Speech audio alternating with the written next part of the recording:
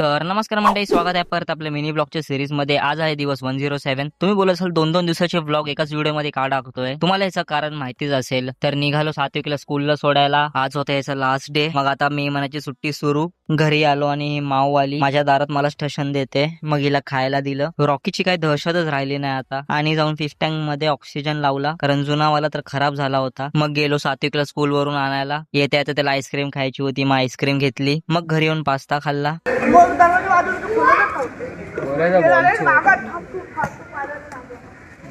Direct खोलला. आणि आमच्या रॉकीची झोपायची स्टाईल बघा, एकदम म्हणजे युनिकच आहे. आता चालले तयारी गावी जायची. मी विचार केला की मीच जाऊन सोडून येतो, पण माझ्याकडे लायसन्स नाही म्हणून नको बोललो. समर्थ फुल्ली एक्सायटेड आहे जाण्यासाठी गाडीतून. मग ह्यांना टाटा केलं आणि आलो मामाच्या घरी. मामाच्या घरावर कब्जा केला. मग रात्री मूवी बघितला आणि झोपतच होतो की माझं लक्ष माळावरती गेलं.